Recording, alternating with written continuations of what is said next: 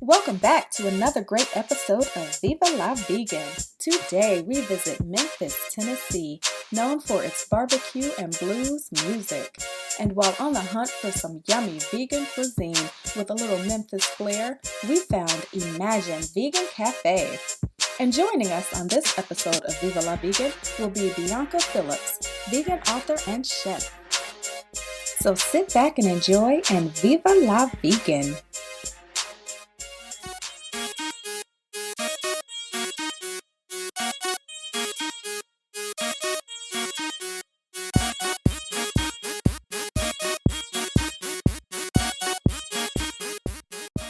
Welcome to the episode of Viva La Vegan. We are here in Memphis, Tennessee, home of what? Southern Barbecue, and also the home of Imagine Cafe. Let's go check them out real quick.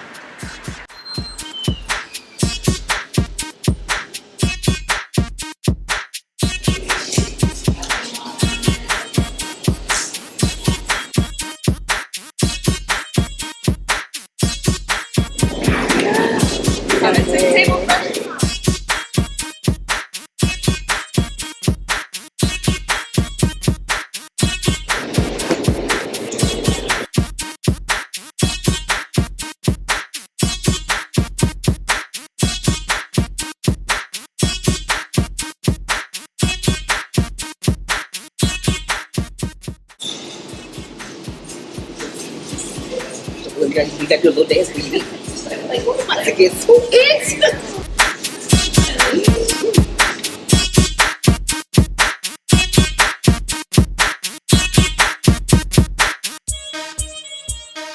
So we have a vegan dish. This is nachos, which is like, looks awesome. So, have you ever been here before? I have been here, yes. This is my first time actually ordering the nachos. I typically get the chicken tenders, which are coming right now. Okay. It's really good. If you want a good substitute away from actual nachos with meat, dairy products like the cheese or whatever the case may be, this is a good substitute for it. It's good barbecue sauce. It's good barbecue meat on there, which is actually not meat. It's the substitute, but it works just as well. And in comparison to the original nachos, what's the difference about this particular one? It's not meat. It's not actual meat. It's the substitute for it. It's my first time having it. And flavor. It's not a big difference in flavor, actually. Okay. Depends on what type of meat that you typically cook with. Like you can do turkey, you can do ground beef or whatever. This is a good substitute. I know in the South, in particular, a lot of people like to do pulled pork, whatever the case may be.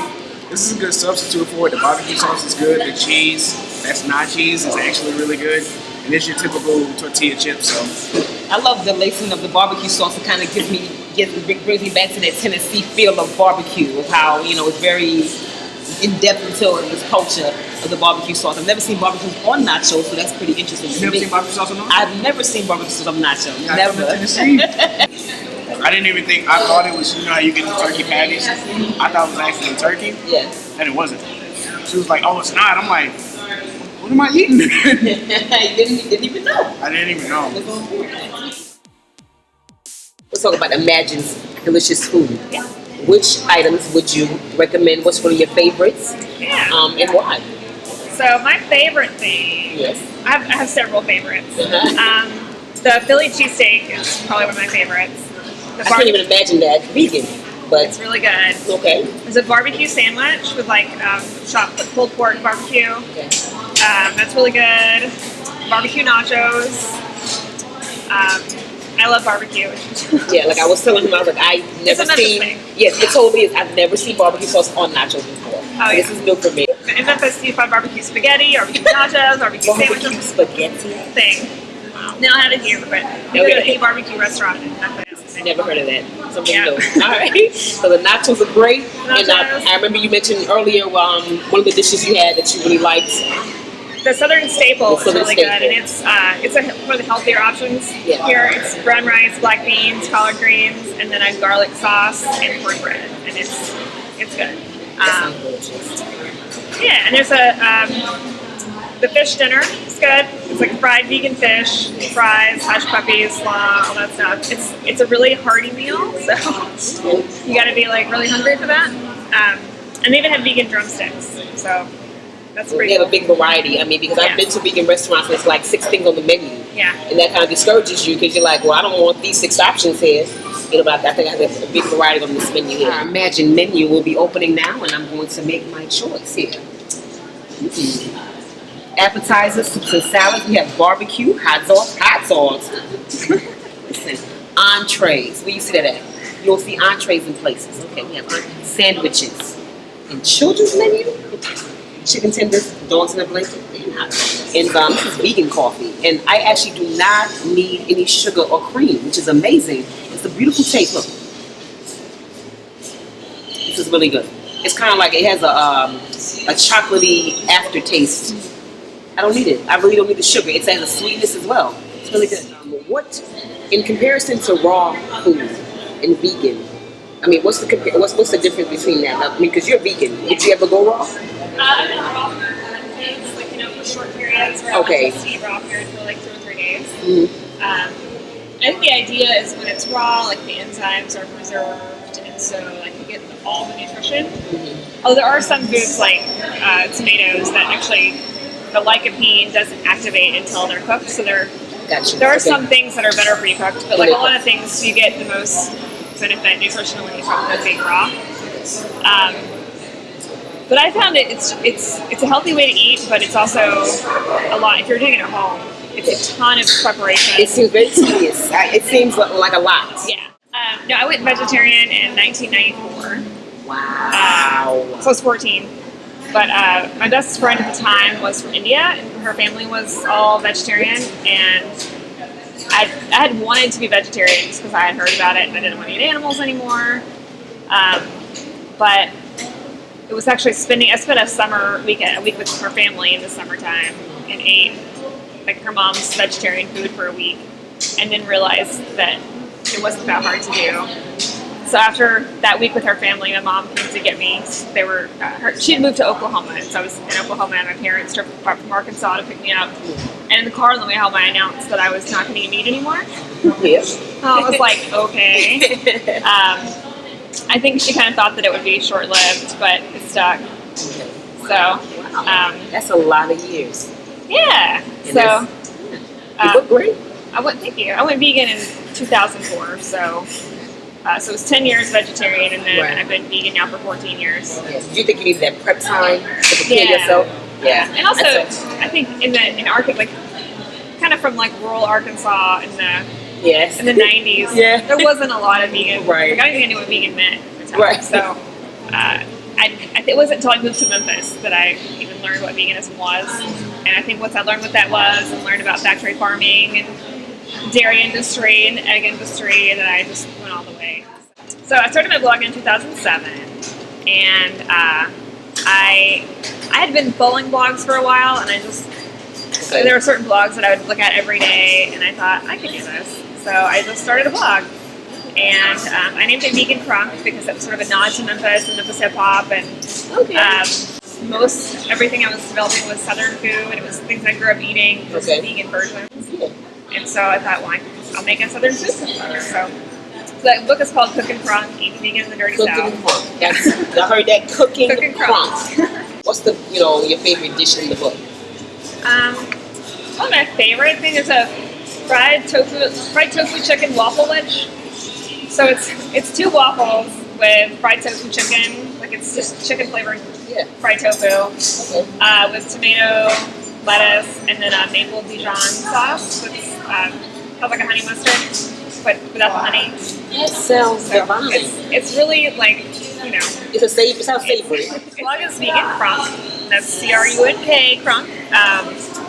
And it's at vegancrunk.blogspot.com. Also on my page, I have a list of Memphis restaurants that have vegan options. So if you're ever traveling and you need vegan options, there's a good resource there. The cookbook is Cookin Crunk, Eatin Vegan in the Dirty South, and it's available on Amazon or any bookstore. They don't have it, they can order it. So, and I'm on Instagram with Bianca Phillips. So that's it, I guess. It's a Facebook page, Vegan Crunk. Look, when she said vegan crunk, the first time I wanted to say, there you go. Yes. Salad,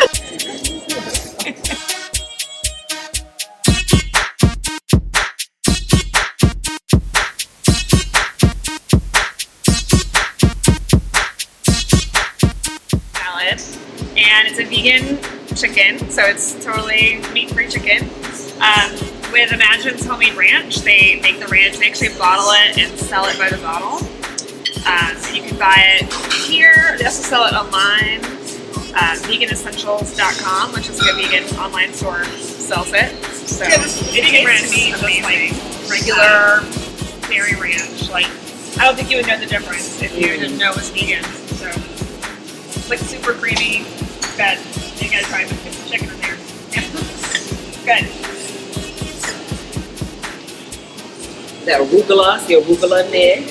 Yep. Oh my god. Good. I love it. That is good. That is wonderful. That's really good. Good. Southern staple as well. The garlic sauce on top. What kind of combo here?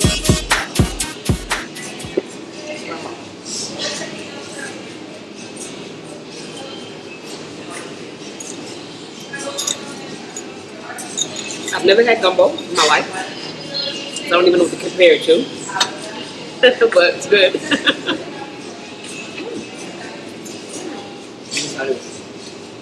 Some garlic, kale. Is it kale? It's collard greens. Collard greens.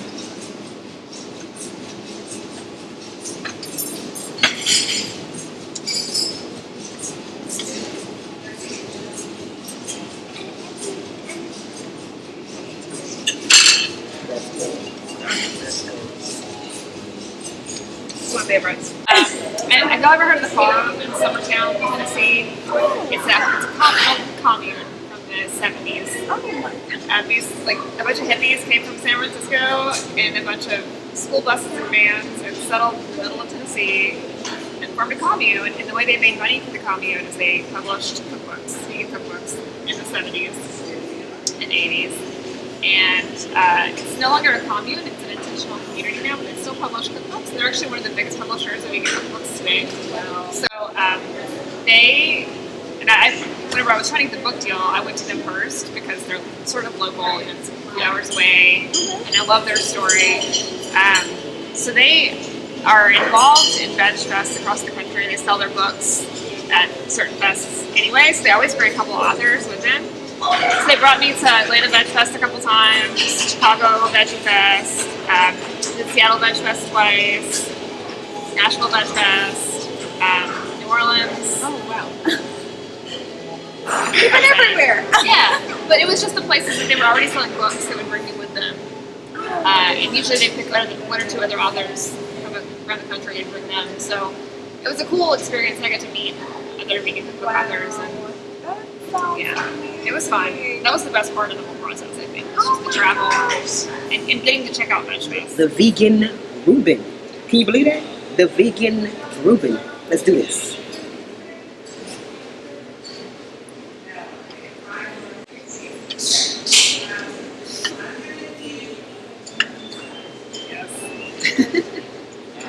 That's so, oh my God, all the flavors are coming in.